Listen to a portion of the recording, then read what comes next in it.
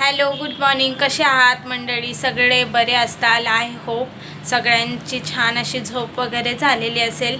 तर आता सकाळचे 8:30 झालेले आहेत आणि माझ्या कामांची तर सुरुवात झाली आहे. पण आजचा ब्लॉग बनवण्याचा उद्देश काहीतरी असा वेगळा आहे, त्याच्यामुळे तुम्ही ब्लॉग शेवटपर्यंत बघा, जेणेकरून तुमच्या लक्षात येईल की ब्लॉग कशासाठी बनवला आहे, काय बनवला आहे. चला मी तुम्हाला त्रिशाला दाखवते त्रिशा काय करते.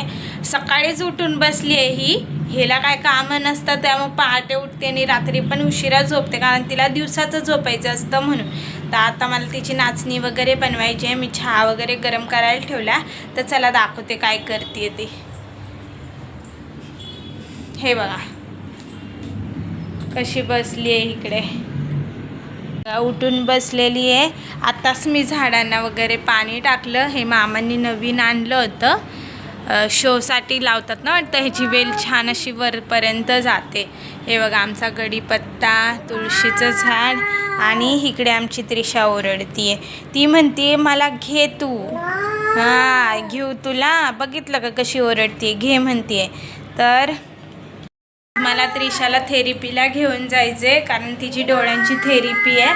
तर तुम्हाला माहिती आहे की कर्वेनगर इथून, मी आता राहते हडपसरमध्ये, आणि कर्वेनगर इथून किती लांब आहे. त्याच्यामुळे तर आज मला संचिती हॉस्पिटलला जायचं आहे, कारण मी डेली तिला कमला नेहरूला नेत असते थेरपीसाठी. आता पण ओरडती आहे, तर तिची नाचणी वगैरे करायची आहे. तर तिला मला कमला नेहरूला घेऊन जायचं आणि तिथून संचितीला जायचं आहे, कारण दोन्ही थेरपी एकाच ठिकाणी होऊ शकतात का हे विचारायचं आहे. तर चला मी तुम्हाला थोड्या वेळाने भेटते. आता सध्या तर मी तिला नाचणी वगैरे चारते ना, तर तुम्हीच म्हणताल की पोरगी रडते आणि ही व्हिडिओ बनवते. तसं काय नाही आहे. आत्ता खूप म्हणजे सकाळपासून मी कामातच होते, त्यामुळे म्हटलं 5 मिनटं का होईना व्हिडिओ शूट करावा, तुमच्याशी बोलावं, जेणेकरून तुम्हाला पण समजेल आमच्या लाईफमध्ये काय चाललं आहे काय नाही, कसं आहे. सुख दुःख सगळ्या गोष्टी आपण एकमेकांशी वाटू शकतो. तुम्ही देखील कमेंटमध्ये सांगू शकतात सगळ्या गोष्टी, कसं आहे काय आहे, आणि काय तुम्हाला पटतं आहे काय नाही पटत, तर त्या गोष्टी तुम्ही मला सांगू शकता. तर मी तुम्हाला थोड्या वेळाने भेटते. आता सध्या मी त्रिशाला नाचणी वगैरे चारते, कारण ती रडायला लागली आहे त्याच्यामुळं. तर आता 10 वाजत आलेत, 10:30ची बस आहे. तर आज मी पहिल्यांदा त्रिशाला घेऊन बसने प्रवास करणार आहे. आत्यांनी तसे मला 100 रुपये दिले होते प्रवासासाठी, पण मी म्हटलं की नको, मला बस पास भेटला आहे, त्याच्यामुळे आज मी कमला नेहरूला बसने जाणार आहे. तर चला, ते बोर्ड दिसतंय ना तिथं बस स्टॉप आहे, तर बस तिकडंच येईल. आता बस भेटते का नाही कोणाच ठाऊक. तर आता मला बस मिळाली होती, त्याच्यामुळे मी बसमध्ये बसले होते. पण सुरुवातीला काय एवढी गर्दी नव्हती, मला तर वाटलं होतं, कारण मी पहिल्यांदा प्रवास करणार होते, त्यामुळे जागा भेटती नाही. आणि त्रिशाने पण झोपून घेतलं होतं, आणि मी म्हटलं की नाही का कंडक्टर मला काय बोलतो का काय. पण त्यांना मी पास वगैरे दाखवला. पास चालत होता, कारण 18 एप्रिलपर्यंत तो पास चालणार आहे असं सांगितलं आहे. आणि आता म्हणजे मी ज्या रस्त्याला आहे इथून मला शिवाजीनगरला, म्हणजे शनिवारवाड्याच्या त्या अलीकडे उतरायला पण 1 तास लागणार आहे. म्हणजे माझं 1 तासाचं अंतर आहे. तर आता मी हडपसरचा जो मेन रोड आहे तिथे आहे, आणि फुल ट्रॅफिक आहे, कारण का लोक कामाला जात असतात, कामावरून येत असतात.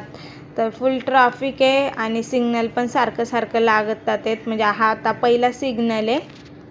कसं बसं गर्दीतून निघलो, आणि आता मी आले आहे पुणा स्टेशनच्या अलीकडच्या साईडला. तर आता भरपूर लोक असे आहेत की ते पुणा स्टेशनला उतरतात.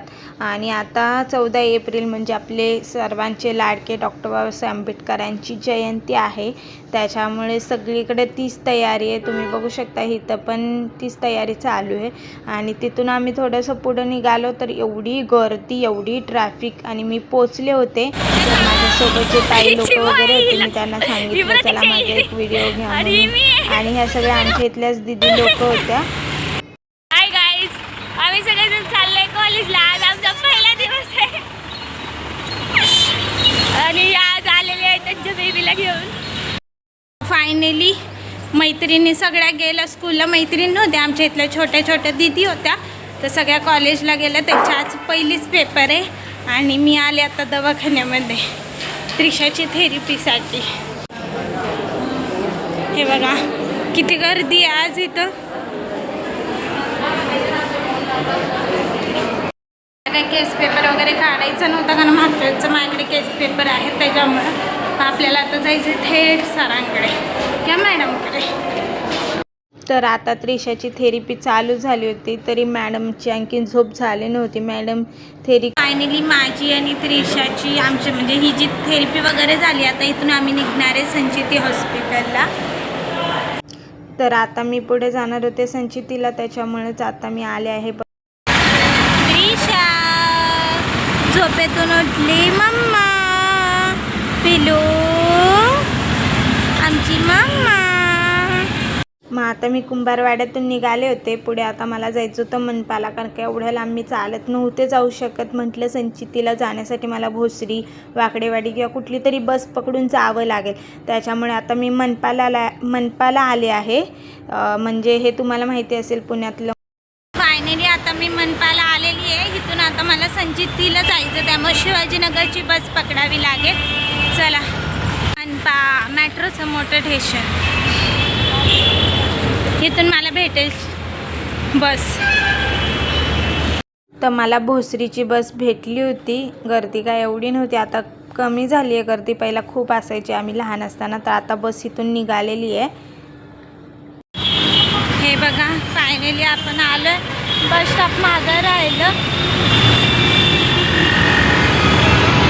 बघा गाईस, हे संचिती हॉस्पिटल खूप मोठं हॉस्पिटल आहे. आपल्याला इथंच जायचं आहे त्रिशाला घेऊन. आता काय म्हणतील काय माहिती. आणि ऊन तर खूप आहे, आम्ही दोघी पण थकून गेलो. पण चला, त्रिशासाठीच आले दवाखान्यामध्ये.